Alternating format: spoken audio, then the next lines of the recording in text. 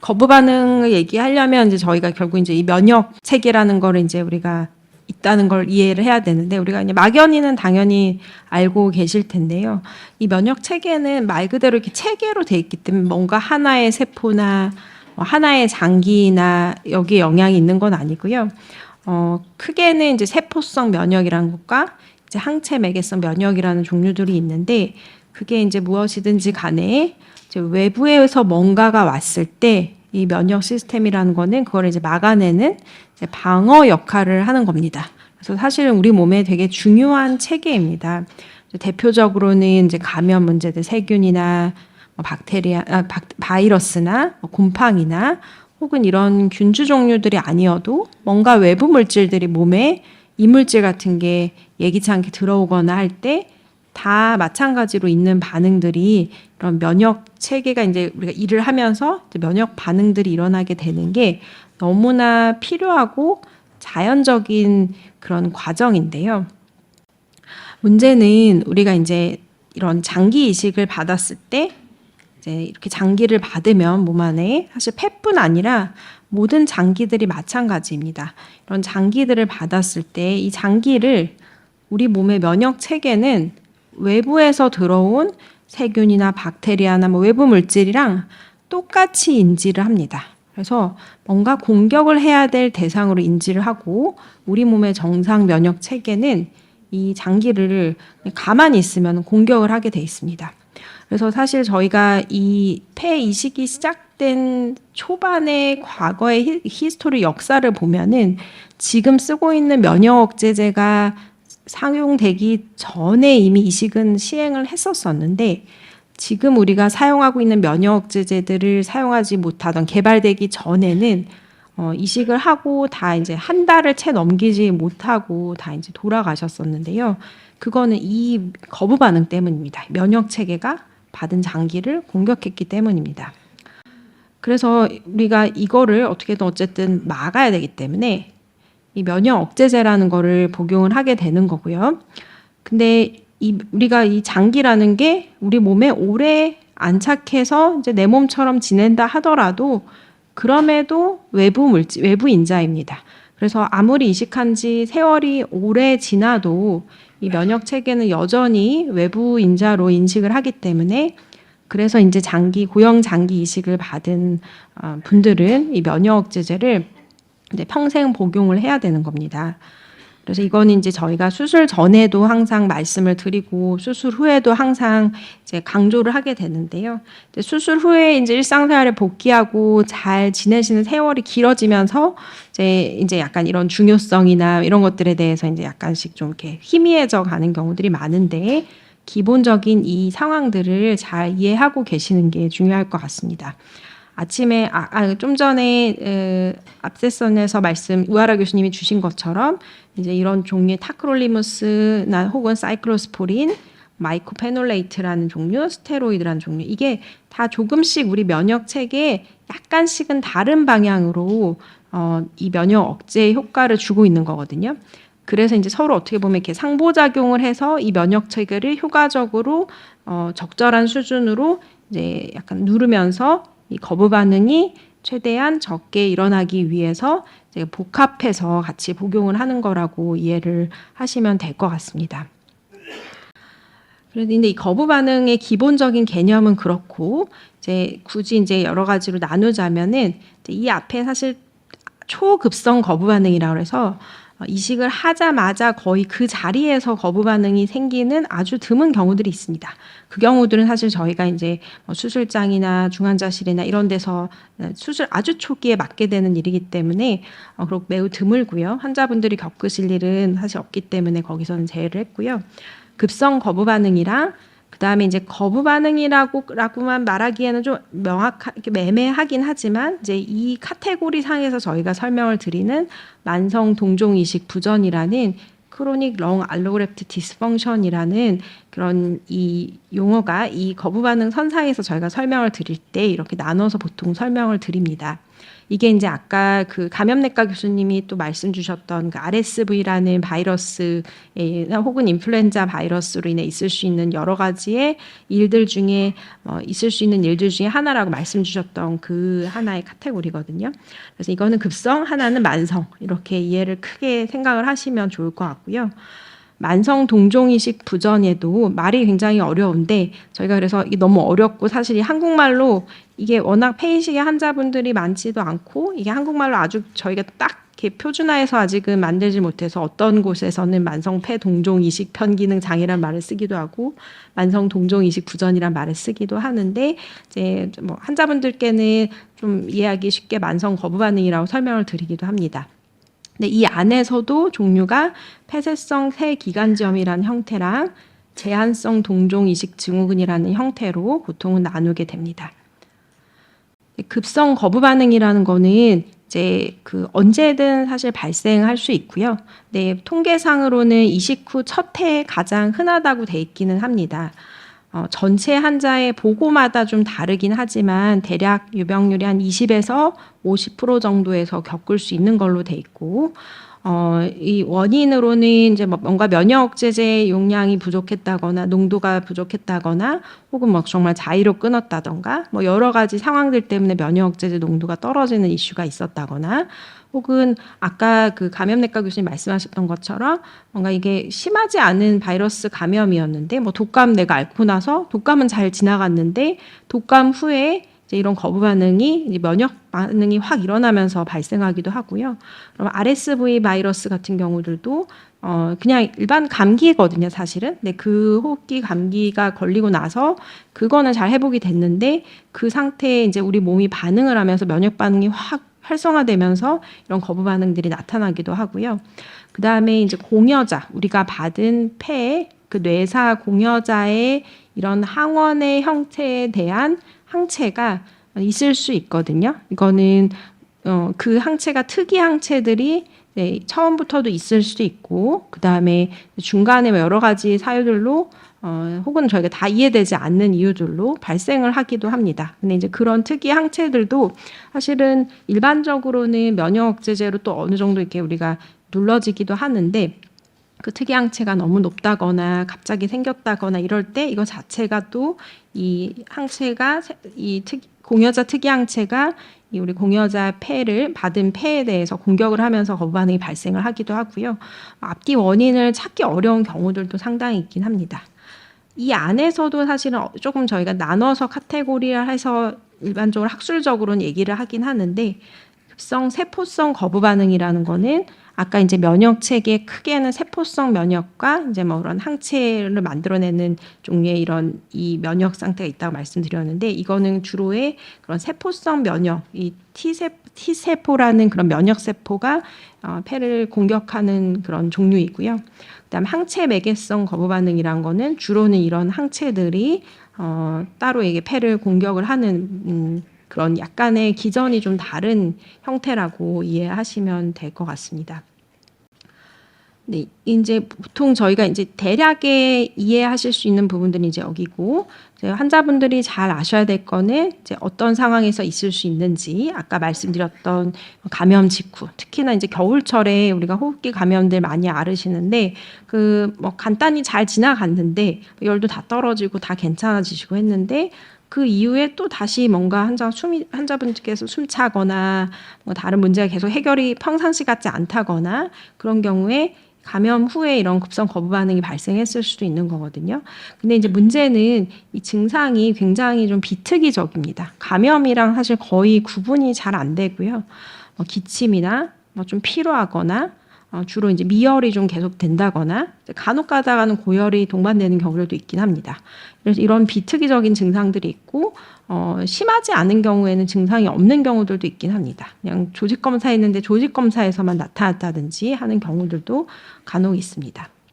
근데 이제 진단은 이런 임상적인 상황, 뭔가 아까 말씀드렸던 선행할 수 있는 원인들이 있었던 경우에는 그런 임상적 상황이 이제 어떤 또 하나의 이런 거부 반응 의심할 수 있는 증거가 될 수도 있고요. 그다음에 이런 증상에다가 그다음 기본적으로는 아까 말씀드린 대로 이 감염과 잘 구분이 안 되는 되게 비특이적인 증상이기 때문에 감염은 아닌지에 대한 배제가 저희가 이제 의료진이 중요하게 생각하는 부분이고요. 그래서 이런 감염들 배제를 위해서 기관지 내시경이 필요한 경우들이 상당히 많이 있긴 합니다. 치료는 대부분 많은 경우에 이제 고용량 스테로이드가 필요한 경우들이 많고요. 그다음에 이제 항체 연관 거부 반응, 아까 말씀드렸던 급성 이런 이 세포성이 아니라 항체 매개성 거부 반응인 경우에는 이런 항체가 문제가 되기 때문에 이 항체를 최대한 제거하고 이 역할을 우리가 이렇게 줄이기 위해서 이런 혈장 교환술이 필요하거나 면역 글로불린이라는 투여를 하는 게 필요한 경우들도 있고요. 간혹 이제 면역 억제제 용량이나 종류나 이런 것들의 조정이 필요한 경우들도 있습니다. 근데 급성 거부 반응은 많은 경우엔 그래도 빨리 진단하는 경우에 적절하게 치료가 들어가고 나면 폐가 원상 복귀되는 경우가 더 많기는 합니다. 그래서 우리가 이제 뭔가 증상 변화가 있을 때 그 증상 변화가 너무 오래 가거나 이럴 때 간과하지 말고 이런 부분들도 우리 있을 수 있다라는 것에 대해서 이해를 하고 계시는 게 중요할 것 같습니다. 그래서 급성 거부 반응 관련해서 이제 잘 아셔야 될 부분은 워낙 많이 들으셔서 사실 잘 알고 계시겠지만 항상 이 면역 억제제 복용을 규칙적으로 잘 하시는 게 중요하고요. 권장되는 혈액 농도가 일반적으로 있습니다. 이거는 이제 장기마다도 좀 다소 좀 다른데요. 폐는 우리가 이 폐라는 장기 자체가 모든 고형 장기들 중에서 이식을 받을 수 있는 고형 장기들 중에서 유일하게 이 공기와 이렇게 맞닿아 있어서 사실 감염에도 취약한 장기도 맞는데 문제는 이 폐 전체 자체 면역 반응도 굉장히 센 장기거든요.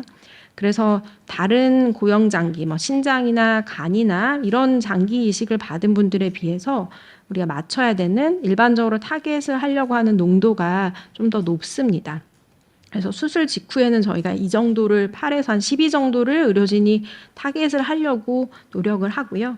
그 다음에 이제 안정이 되고 급성 거부 반응 없이 대략 한 1년 정도 이상 잘 지나가면 이제 좀 6에서 8 정도로 좀 낮추려고 합니다. 그렇지만 이것도 환자분의 감염 상태라든지 심한 세균 감염이 있다든지 하는 경우에는 좀 다소 낮춰보기도 하고 기저에 종양이 발생했다든지 하는 경우에 또 이런 면역제제가 문제를 일으키기도 하기 때문에 이런 경우는 좀 다소 낮추려고 하기도 하고 신장 기능이 또 주요 문제가 되는 경우에도 좀 농도를 다소 좀 낮춰서 보기도 합니다. 그리고 그 외에도 다양한 약물 부작용들이 있는 경우에 여러 상황에 따라서 저희가 이 타겟하는 농도를 조절하려고 하는데 그리고 이제 면역학적인 어떤 항체가 굉장히 많다든지 이런 경우에는 또 다소 약간 높여서 보려고도 하기 때문에 목표 혈중 농도가 대략 저희 일반적으로 권고되는 정도는 있지만 개개인 차이가 좀 있을 수는 있습니다. 그리고 중요한 거는 이런 혈액 농도이기 때문에 저희가 중간중간에 이제 필요할 때 농도 체크들을 다시 하는 게 필요하다라고 말씀드리는 것들은 이 결국 농도가 잘 유지되는 게 환자분들의 이 면역 상태가 적절하게 억제된 상태로 유지되는 그 중요한 어떤 목표치이기 때문에 그래서 중간에 농도 검사 다시 하거나 주기적으로 하시라고 이렇게 저희 코디 선생님 연락 주시면은 꼭 하셔야 됩니다. 그리고 환자분들끼리 약 먹는 양을 자꾸 비교하시는데 비교하시지 마십시오. 전혀 상관없습니다. 저분은 4ml 먹는데 나는 왜 0.5ml 먹냐 맨날 물어보시거든요. 나는 괜찮아서 그러냐 나빠서 그러냐 물어보시는데 이 농도가 서로 약제들 간의 이 상호작용도 굉장히 크고요. 그 다음에 어떤 흡수되는 정도나 여러 가지 굉장히 다양한 경우에 영향을 받는 게 되게 많아서 이 농도를 맞추는 거에 맞춰서 저희가 약의 용량을 늘리고 줄이고 하는 거기 때문에 나 몇 미리 먹는다 이거는 비교하지 마십시오. 그래서 그거는 서로에게 불안감만 주시거나 궁금증만 놀리지만 별로 도움되는 정보가 교환이 아니기 때문에 이거는 앞으로 비교하시지 마시고요. 그 다음에 이제 이런 관련 증상이 발생할 때 잘 알고 계시는 게 중요합니다. 어떤 분들은 또 되게 무던하신 분들 있거든요. 그냥 겨울철에 이제 보통 저희가 안정되면 한 3달에 한 번씩이나 뵙는데 한 3월에 오시는데 한 12월 달에 이제 뭐 호흡기 감염이 있으셨고 그 이후로 그건 잘 지나갔는데 뭐 그냥 감기약 먹고 잘 지나갔는데 평상시보다 약간 숨이 더 찬 것 같았는데 그냥 뭐 괜찮은 것 같아서 지금 왔다 그러시는데 이런 완전 심한 급성까지는 아니지만 이런 거부 반응이 의심되는 경우들이 이제 있거든요. 그래서 뭔가 증상이 이런 변동이 있으시거나 하시면은 꼭 저희랑 이제 그 의사소통 하시고 필요하면 진료 오시고 그러시는 게 이제 중요할 것 같고요. 그 다음에는 이제 만성입니다. 아까 말씀드렸던 굉장히 긴 이름 만성 동종 이식 부전이라고 하는데 영어로는 줄여서 클레드라고 합니다. CLAD를 줄여서 그냥 되게 쉽게 클레드라고 얘기를 합니다. 근데 이제 이 만성 동종 이식 부전은 이 정의가 폐이식 후에 이제 만성적으로 폐 기능이 지속적으로 감소하는 건데요. 구체적으로는 국제 가이드라인으로 만들어진 기준으로는 폐 기능 중에서 여러 가지 이제 저희가 막 물어보시거든요. 폐 기능 어떤지 물어보시는데 이제 중요하게 이제 저희가 이 만성 동종 이식 부전이라는 거가 생기지 않았는지를 제일 중요시하게 보기 위해서 사실은 폐 기능을 하거든요. 그래서 그 중에 1초 호기량이라고 해서 이제 폐 기능 할 때 숨 들이셨다 이렇게 쭉 내쉬잖아요. 내쉴 때 초반에 1초간에 내쉴 수 있는 양을 호기량이라고 하는데 이제 그게 우리가 일정하게 비교적 잘 재지려면은 비슷한 상황에서 항상 그 폐 기능 검사실 선생님들의 그 가이드 하에 이게 약간 항상 최선을 다해서 하셔야 되거든요. 이 변화들이 이런 만성 동종이식 부전을 진단에 되게 중요한 부분이기 때문에 하는 거라고 이해를 하시면 좋을 것 같고 물론 수술 직후에 얼마간은 어떻게 우리 어느 정도 회복이 되셨는지를 보기 위한 것도 있기는 있는데 장기적으로는 이런 문제가 생기지 않았는지를 보기 위해서 하는 게 있기 때문에요. 이 폐 기능이 굉장히 중요하고요. 생길 수 있는 거는 이제 이식 후 6개월 이후부터도 발생 가능하다라고 되어 있습니다.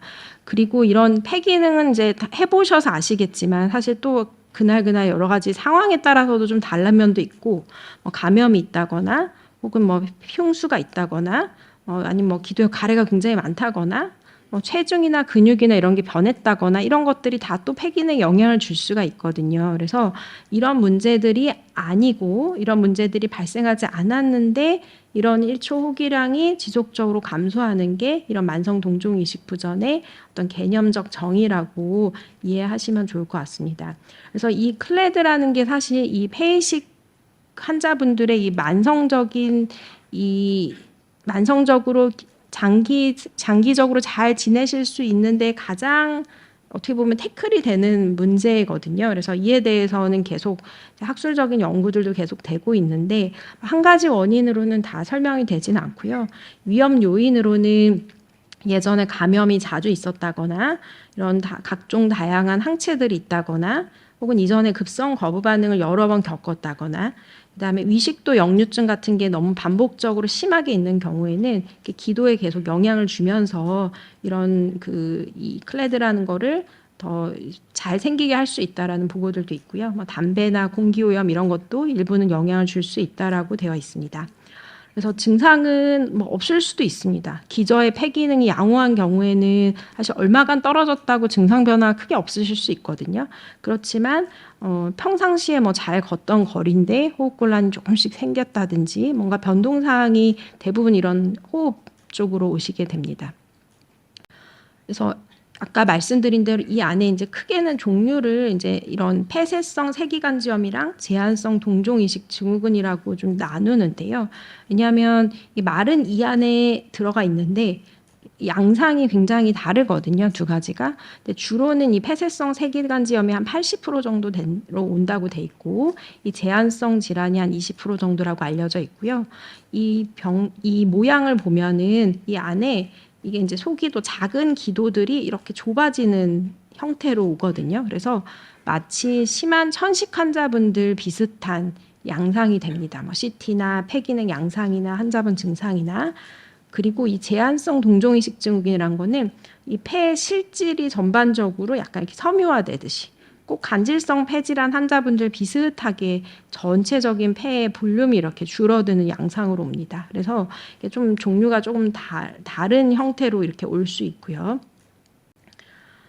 이거는 이제 이 국제 심폐 이식학회라고 전 세계에서 이제 이런 폐이식 관련된 데이터를 이제 가장 많이 모아서 보고하는 그런 협회이고요. 거기서 전 세계 폐이식 환자의 생존 곡선이라는 거를 이제 주기적으로 발표를 합니다. 근데 90년대에 이게 파란색 발표 줄이고 이게 이제 2009년 이후에 빨간색 줄인데요. 보시면 저희가 이제 기억하시는 분들도 있겠지만 이식 전에 저희가 면담할 때 폐란 장기가 다른 고형 장기에 비해서 아직은 우리가 이렇게 개선되지 못한 부분들이 많다. 장기 생존율이 좀 다른 장기에 비해서는 낮다라고 이렇게 말씀을 드리는데, 그래서 중간 생존율이란 거를 한 6.5년 정도로 말씀을 드립니다. 예전에 비하면은 다소 개선이 되는 양상이긴 하지만 아주 막 획기적으로 몇십 년 전에 비해서 90년대에 비해서 많은 의학 발전이 된 거에 비해서는 좀 다소 좀 느린데요. 그 이유는 가장 큰 원인은 앞에서 말씀드렸던 그런 감염이나 종양이나 이런 것들, 그 다음에 우리 우라 교수님 말씀 주셨던 만성 합병증들도 굉장히 이제 장기적으로 지내실 때 문제가 되는 부분들 중에 하나지만 가장 장기 생존에 허들이 되는 게 이 종류거든요. 근데 그 전에 아까 말씀드린 이 만성 동종 이식 부전의 종류 중에 하나인데 주로 더 많이 차지하고 있는 폐쇄성 세기관지염이라는 형태로 주로 예전에 계속 리포트를 모았었는데, 이걸 보시면은 한 50% 정도, 5년 정도 지나게 되면은 거의 한 50%에서 발생을 한다라고 되어 있습니다. 근데 이제 그 정도는 사람마다 좀 다를 수는 있는데 일단 기본적으로 발생하는 그런 누적 발생률이 굉장히 좀 높고요. 그래서 여기까지 이제 보여드리고 여러 가지 말씀드리고 또 환자분들께서 질문하신 거 보면은 이제 걱정이 당연히 많이 되고, 저희도 이제 여러 가지 이런 부분들이 있기 때문에 수술 전에도 여러 가지 말씀을 드리지만 통계를 항상 해석할 때는 이게 내 운명을 보여주는 건 아니거든요. 그래서 이제 막 또 물어보셔요. 이런 중앙 생존 기간이나 뭐 중앙값이나 뭐 이런 것들이 대한 보고인데 내가 그러면은 3년 됐는데 뭐 무조건 생기냐, 뭐 얼마나 더 살 수 있냐 이런 걸 물어보시는데 그런 걸 통계가 알려줄 수는 없습니다. 그래서 이 통계를 보고 지레 겁먹고 지내시지는 말으셨으면 해서 이 슬라이드를 넣었고요.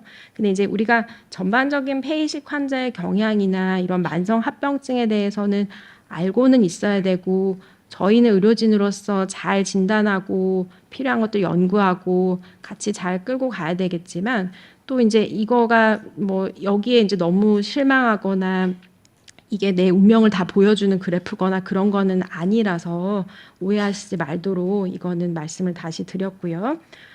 그래서 이 만성 동종 이식 부전이라는 거의 진단은 아까 말씀드린 정의 그대로를 이제 좀 더 이렇게 디테일하게 저희가 이제 진단 기준으로 넣는 겁니다. 1초 호기량의 폐기능이 기저 폐기능에 비해서 20% 이상 감소되는 게 계속되면 저희가 진단을 하고요. 감염이라든지 뭐 다른 문제들 때문에 폐기능이 떨어진 건 아닌지, 뭐 흉수 같은 게 있는 건 아닌지, 뭐 이런 것들에 대한 구분을 위한 검사들을 계속 합니다. 그래서 다른 문제는 없는데 오직 기능만 이렇게 계속 저하되고 하면은 만성 동종 이식 부전으로 클레드로 진단을 합니다. 근데 이 기저 폐기능은 이것도 이제 저희가 항상 이렇게 의사소통할 때 유의가 필요한 게 이제 환자분들끼리 또 폐기능을 비교하시거든요. 누구는 90%라고 들었는데 나는 40%밖에 왜 안 되냐, 뭐 이런 식으로 많이 물어보세요. 근데 이 폐기능을 결정짓는 요인들이 또 이 뒤에 제가 잠깐 넣었는데 굉장히 다르고요. 이 레퍼런스라는 값에 비해서 저희가 이제 기준을 두게 되는데, 이 레퍼런스는 이 일반인들에서 이제 정상적인 일반인들에서 나이나 성별에 따라 이 레퍼런스 값이 있습니다. 그래서 그 기준 값이 다르고, 이제 저희가 이제 이해하시기 편하게 그 퍼센테이지 숫자 나온 거를 보여드리는데 그거는 그 레퍼런스 값의 몇 프로입니다. 근데 우리가 이식을 받게 될 때는 이 폐기능에 영향을 주는 요인이 굉장히 많습니다. 원래 내가 태어날 때부터 갖고 있던 폐가 아니기 때문에 이런 뭐 흉곽의 모양이라든지 뭐 근육 상태라든지 뭐 이런 여러 가지, 그리고 환자분들이 이식을 받을 당시에 또 우리 받게 되는 공여자가 우리가 이식을 할 만한 적절한 공여자를 선택을 하지만 그 공여자 폐의 상태도 조금씩 다 다를 수 있는 거고요. 또 이식 당시 환자분 상태도 다 다를 수 있는 거고.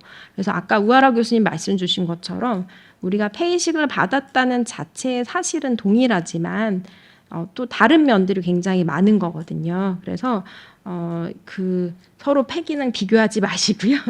그냥 우리 다른 좋은 또 정보들 교환하시고 잘 지내시면 좋겠고요. 폐기능 비교하지 마시고 약 먹는 양 비교하지 마시고 하시면 좋겠습니다. 그래서 일단은 이 만성 동종이식 부전을 의심을 하는 건 저희가 이제 폐기능을 외래에서 계속 하게 되는 이유가 이 발생 여부를 보기 위한 건데 1초 호기량의 폐기능이 기저 폐기능에 비해서 한 10% 이상 감소되면은 일단 의심을 저희가 합니다. 근데 이제 기저 폐기능이 아까 얘기 드렸던 이 나이 성별에 따른 이 레퍼런스 값이 아니라 말씀드린 대로 환자분이 도달할 수 있는 이 폐기능의 최고치는 다 개인차가 있을 수 있거든요. 그래서 일반 인구의 대비 몇 프로가 아니라요. 환자분들이 한 6개월에서 1년 정도 지나면은 이제 어느 정도 몸 상태가 회복되고 이제 점점 폐기능이 좀 올라서 이제 베스트 폐기능이 있거든요. 그거를 기준으로 삼는 겁니다. 그래서 그 기준의 10% 이상이 이번 진료 때 떨어졌다. 그러면 저희가 이제 제가 폐기능이 좀 감소 시에는 원래 3개월마다 뵙던 분 뭐 한 1개월 이내에 한번 다시 오시게 말씀드리고 뭐 다른 문제 없는지 항상 여쭤보는 게요. 이런 만성 동종이식 부전의 발생이 당연히 이게 조금씩 생길 수 있기 때문에요. 이런 감소가 있으면은 잘 봐라라고 돼 있기 때문입니다. 그리고 다른 문제들 때문에 떨어진 건 아닌지 그런 걸 배제하기 위해서 최대한 이제 다른 검사들을 하게 되고 짧은 시내에 한번 다시 오시라 하는데 나 지금 너무 멀어서 안 온다. 뭔 일 있다. 괜찮다. 내 몸은 내가 안다. 이러신 분들 많거든요. 근데 이제 다 이런 문제가 아까 말씀드린 대로 우리가 이제까지 잘 지내시고 계속 잘 지내시기를 당연히 저희도 바라고 그렇게 하기 위해서 당연히 서로 노력을 하지만 이게 문제가 되는 중요한 허들이기 때문에요. 어쨌든 진단을 우리가 또 문제가 될 때 빨리 하는 게 되게 중요합니다. 그래서 이런 기능 변화가 있어서 좀 다시 오시라고 하고 뭐 다른 검사를 권유할 때는 꼭 잘 따라 주셨으면 좋겠습니다. 그리고 근데 이제 문제는 사실 이게 아주 좋은 치료법이 현재 사실 있지는 않습니다. 아까 급성 거부 반응은 이제 대부분은 이제 급성으로 증상 변화가 있어서 환자분들도 잘 아시고 그다음에 많은 경우에 스테로이드 고용량을 사용하고 여러 가지 조정하고 나면은 거의 많이 회복이 된다 말씀드렸는데 이 만성 동종 이식 부전은 이제 이런 많은 허들인 만큼 허들인 이유는 사실 이게 아주 획기적인 치료가 있지는 않기 때문인 건데 그럼에도 불구하고 여러 가지의 영향들이 있을 수 있기 때문에 이런 문제가 있으면은 다른 우리가 문제가 될 수 있는 것들을 최대한 찾아서 그래서 해결하고 최대한 좀 더 진행하지 않도록 하기 위해서 이제 서로 노력하고 해야 되기 때문에요.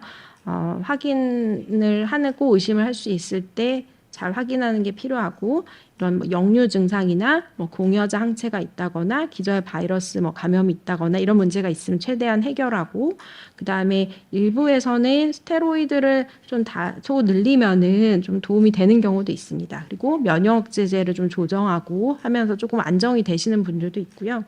이런 공여자 항체가 막 갑자기 양이 늘면서 이런 폐기능이 갑자기 저하되는 경우들도 있어서 그런 경우에는 필요시에 이런 혈장 교환술이나 면역 글로불린 치료라는 걸 하게 되고 그다음에 일부 환자에서는 지스로마이신이나 이런 흡입기 치료를 하면은 좀 도움이 되는 걸로 알려져 있어서 저희가 이 폐기능 저하가 시작이 되면은 이 지스로마이신이라는 약제를 이제 드립니다. 일주일에 3번 드시는 경우들 좀 종종 있으실 건데요. 이제 이런 역할로 드신다고 이해하시면 좋을 것 같습니다.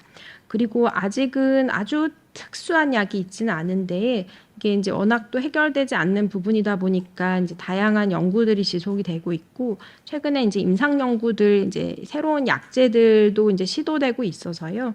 이런 임상 연구 프로그램들이 시작이 되면은 해당이 되시면은 참여해 보시는 것도 도움이 될 거라고 생각은 합니다.